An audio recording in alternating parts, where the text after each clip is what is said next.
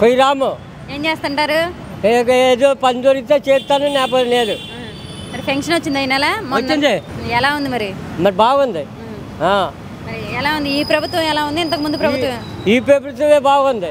నా ప్రభుత్వం తుడుచుకొని పోయినాడు వాడు. ఎందుకని అందుకే తెలుగుదేశం రావాలనే తుడుచుకొని పోయాడు. తెలుగుదేశమే మంచిది. చిన్నప్పుడు తెలుగుదేశమే, చిన్నప్పుడు కాండి రామారావు ఉన్ని కాండి తెలుగుదేశం మాదే. ఆడు ఏడు చేశాడు వచ్చి ఏడు చేశాడు. పని వాళ్ళకి పని అప్పు చెప్తాడు. ఇసుకొచ్చి గొగ్గించాడు. పెద్దల భాష మాట్లాడు. ఇప్పుడు ఏమైంది? బాగానే సంక్షేమ పథకాలు బాగా చేస్తాడు. ఇప్పుడు చంద్రబాబు నాయుడు గారు బాగా చేస్తాడు. అప్పుడు కానీ ఇప్పుడు బాగా చేస్తాడు. అన్నా క్యాంటీన్ ఎంత అసలు భోజనం అక్కడ? ఎంత భోజనం అక్కడ? 5 రూపాయలు ఉంటే 10 రూపాయలు ఒకటి మంచి పెడతారా? మనిషి పెడతారు. ఎందుకు పెట్టరు?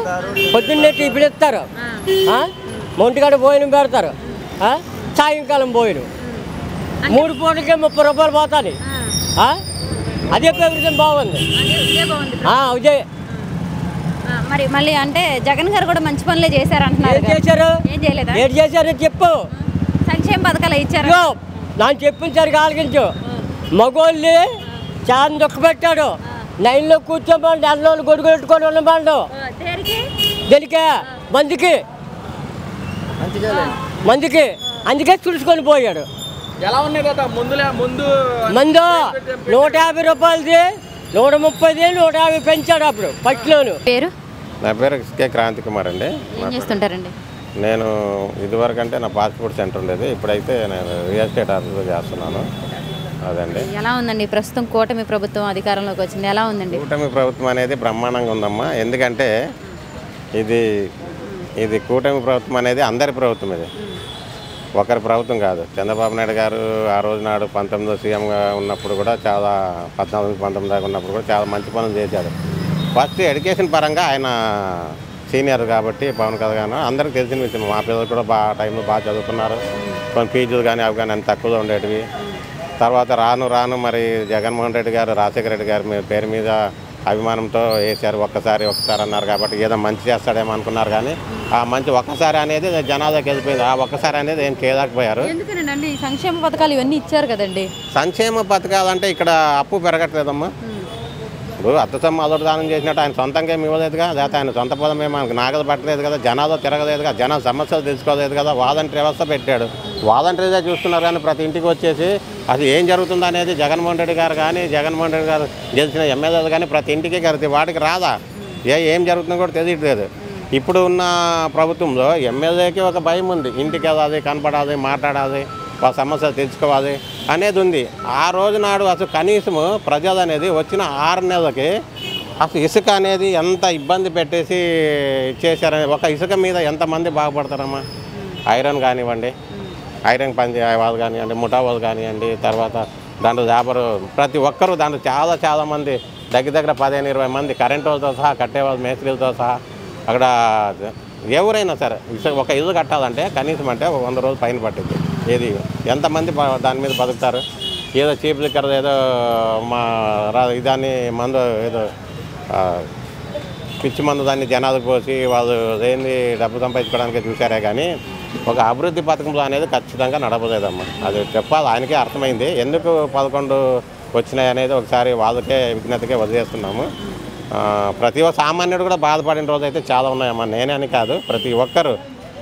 ఒక మధ్యతరగతి కుటుంబం అయితే చాలా నదికిపోయిందమ్మా. అటు పనులకు పోదాకా, పనులు దాకా, ఇటు ఇంట్లో ఉన్నదాకా, వడ్డీ అప్పులు తెచ్చుకోదాకా ఎవడు ఇచ్చేవాడు లేడు. ఏ రకంగా నువ్వు చేస్తున్నావని ఏది చూడండి. బట్టల కొట్లు కానీ, తర్వాత వేరే వ్యాపారాలు చేసేవాళ్ళు కానీ, టిఫిన్ బండ్లు కానీ, చిన్న ఫాస్ట్ ఫుడ్లు కానీ, హోటల్స్ కానీ చాలామంది ఇబ్బంది పడిన రోజే కనపడ్డాయి. కానీ ఈ రోజు నాడు అంటూ ఒక వ్యక్తిగతంగా కానీ ₹1 సంపాదించేసి ఏదైనా పిల్లల బర్త్డే వచ్చినా సరే పిల్లలు బట్టలు కొనేదేని పరిస్థితి కూడా వచ్చింది ఆ ప్రభుత్వంలో. ఖచ్చితంగా నేను చూశానమ్మా. నా పిల్లలకి నేనే చూసుకున్నాను. ఎందుకంటే అటువంటి సిచ్యువేషన్స్ వచ్చినాయి. తర్వాత ఈ జగన్మోహన్ రెడ్డి అనేది కొద్దిగా జనాల్లో తిరిగి చేసి ఉంటే బాగుండేది. ఇక ఆయనకి అనుభవం లేదు. మైనస్ ఏంటంటే అనుభవం లేదు. అతని వ్యక్తి ఒకసారి చూస్తాడు, దాన్ని ఒక్కసారి అనేది చూశాడు, దాని మీద ఇదయ్యారే కానీ ఆ ఒక్కసారి అనేది జనాలకు ఈయన కూడా సంక్షేమ పథకాలు అయితే విపరీతంగా ఇస్తామని అన్నారు, సూపర్ 6 అని పెట్టేసి. మరి ఇప్పుడు కూడా అప్పులు భారం అయిపోయి మరి ఇప్పుడు కూడా చెప్తాను. ఆయన అభివృద్ధి ఎలా చేస్తాడు, ఎలా అప్పు ఇస్తాడు, ఎలా ఇస్తున్నాడు అంటే దానికి రీజను ఒక చెట్టు నాటేమమ్మా. ఒక చెట్టు నాటితే దానికి నీరు పోస్తూ అంటే 5 సంవత్సరాలు అనేది ఒకేసారి అవ్వదు. చెట్టు పెరుగుతూ చిన్నది మామిడి చెట్టు అనుకుందాం, అది ఇంకా జామ చెట్టు అనుకుందాం. దానికి వచ్చిన ప్రతిఫలము ఒక 100 కాయ కాయచ్చు, 5,000 కాయ కాయచ్చు, 10,000 కాయ కాయచ్చు. ఆ కాయ అమ్మి ఉజ్జాయింపు చెప్తున్నాను అంతే. ఆ కాయ అమ్మి వచ్చిన ప్రతిఫలమే జనాలు 10 మందికి పంచుతున్నారు. ఆ టైప్లో చేస్తున్నారు. ఎందుకంటే చంద్రబాబు నాయుడు గారు సీనియర్, ఒక కుటుంబ పరంగా ఒక విలువలతో కూడిన వ్యక్తి. ఆయన తెలుసు. ఎందుకంటే ఆ కుటుంబం అనేది బయటకు వస్తున్నప్పుడు ఎవరికన్నా దేహి అంటే వాళ్ళు ఇచ్చే పొజిషన్లో ఉన్నారు, కానీ తీసుకునే పొజిషన్ ఏ రోజు లేరమ్మా, ఉండరు కూడా. ఎందుకంటే అది స్టార్టింగ్ నుంచి అంతే. ఎందుకంటే జగన్మోహన్ రెడ్డి గారు ఏంటంటే తీసుకునే స్థాయిలోనే ఉన్నారు, కానీ ఇచ్చే స్థాయిలో లేదు. ఇచ్చాడు అంటే అది ఎవరిది ఇచ్చారమ్మా మీ అందరికీ తెలుసు, నాకే కాదు ప్రపంచం మొత్తానికి తెలుసు. మరి ఈ కూటమి గెలవాలని అదర్ కంట్రీ నుంచి టికెట్లు అంతా వచ్చేసి ఇక్కడ ఇచ్చే 500,000 రూపాయలు కూడా ఆశించకుండా వచ్చి ఓటు వేసిపోయారంటే మరి ఎంత అభిమానం ఉంటే ఏమన్నా. అది రాజశేఖర్ గురించి ఎవరు మాట్లాడరు. ఆయన దేవుడే, కాదన్నట్లేదు. చనిపోయి ఎక్కడ ఉన్నాడో తెలియదు, ఆయన దేవుడే. జగన్మోహన్ రెడ్డి గారు చేసిన పరిపాలన మటుకు శుద్ధ దండగమ్మ. అది మటుకు కరెక్ట్ కాదు, చేయలేదు కూడా. ఇంతకన్నా ఇంకేం చెప్తామా, ప్రతి చిన్న పిల్లవాడిని అడిగినా కూడా అది చెప్తారు. మరి రాజధాని అండి, మరి ఇప్పుడు అమరావతి రాజధాని అని కూడా ప్రకటించారండి. మరి గతంలో చూసుకుంటే మనకు రాజధాని లేదు, 3 రాజధానులు అని చెప్పేసి అని అన్నారు. ఇప్పుడు ఎలా అనిపిస్తుందండి అమరావతి రాజధాని అనేది పాఠ్య పుస్తకాలు చిన్న పిల్లలకి రాజధాని ఎక్కడంటే ఏం రాస్తారమ్మా, ఎక్కడ రాస్తారు చెప్పండి, ఏం రాస్తారు? పాట మీకే ఇచ్చారు, నాకు ఇచ్చారు, నేను ఏం రాయాలి? 3 రాజధాని రాయదా? ఇప్పుడు హైదరాబాద్ ఉమ్మడి రాజధాని ఉన్నప్పుడు హైదరాబాద్ అని రాసాము, ఢిల్లీలో రాజధాని ఢిల్లీ అని రాస్తాము. ఇప్పుడు ఏది రాయాలి అంటే 3 రాజధాని అని రాస్తారా? ఏంటమ్మా అది?